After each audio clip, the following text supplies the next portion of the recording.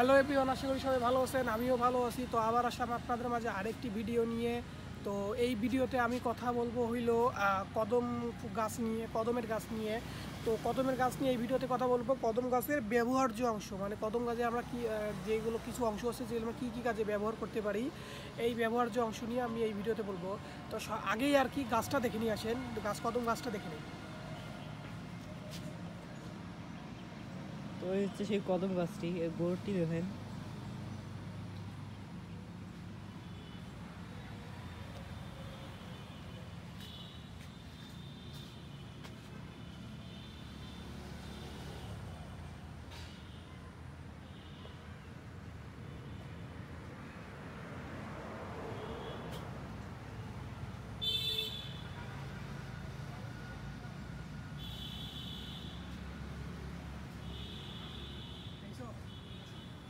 তো গাছটি দেখে নিলেন। তো এই গাছটি যে দেখলেন, এই গাছটি কী কী কাজে আমরা ব্যবহার করব সেটাই। তো সর্বপ্রথম যে ব্যবহার কার্য হয় এটা গাছটি দিয়ে, সেটা হলো জ্বালানি কাঠ। মানে জ্বালানি কাঠ বলতে যেই কাঠ দিয়ে আমরা আর কি রান্না বান্না করি। তো এইটা দিয়ে যে কাঠটা হয়, ওই কাঠটা দিয়ে কিন্তু আমরা বাসার আসবাবপত্র তৈরি করতে পারবো না। তো এই কাঠটা আর কি ওর জন্য না, ওই আসবাবপত্র তৈরির জন্য না।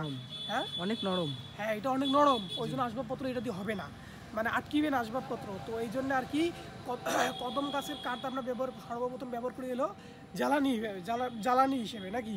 তো বেশিরভাগ লোক এই জন্যই আর কি কদম তো ফুলের কোনো কাজের না। কদম ফুল যে এত টাকায় বিক্রি হয়, যে এরকম গোলাপ হয়, রজনীগন্ধা হয়, তো কদম ফুল কিন্তু ওই রকম টাকায় বিক্রি হয় না, বা কেউ কেনেও না কদম ফুল। তো এইটা গাড়ার মূল উদ্দেশ্য হইলো আপনার জ্বালানি কাজে ব্যবহার করার জন্য এইটা করা হয়, মানে মূল উদ্দেশ্য আর কি। মূল উদ্দেশ্য এটা হলো জ্বালানি কাঠের জন্য সবাই রোপণ করে থাকে। কাঠ, এই যে কদমগুলো যে কাঠটা আছে খুবই নরম হয়, তাই দারুণ মূল্য নির্দিষ্ট হলো সাদা নরম কাঠ বাক্স, পেটারা ও অন্যান্য কাজে ব্যবহার করা হয়।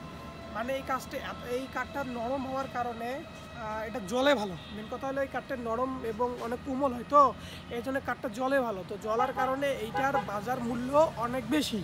কদম কাঠের বাজার মূল্য অনেক বেশি, যেটা আপনারা হয়তো যে কোনো গোলায় গিয়ে বলতে পারবেন বা দেখতে পারবেন বা জিজ্ঞেস করতে পারবেন যে কদম কাঠের দাম কত, তারাই বলে দিবে যে কদম কাঠের দাম এত।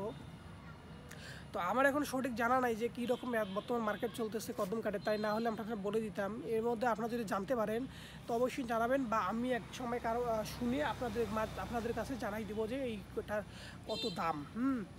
তো তো যেটা জানলেন, তো মেন কথা হইলো কদম হইলো আপনার কাঠের গাছ, কিন্তু এই কাঠটা হইলো আপনার আসবাবপত্র কাঠ না, এই কাঠটা হইলো আপনার জ্বালানিকৃত কাঠ, মানে জ্বালানি হিসেবে ব্যবহার করা হয়। তো কদম গাছ কিন্তু খুব কম হয় আর কি, খুব কম চাষাবাদ হয়, কিন্তু প্রত্যেকটা জেলায় আবার হয় না। তো যেখানে হয় সেটা আর কি আপনারা দেখবেন।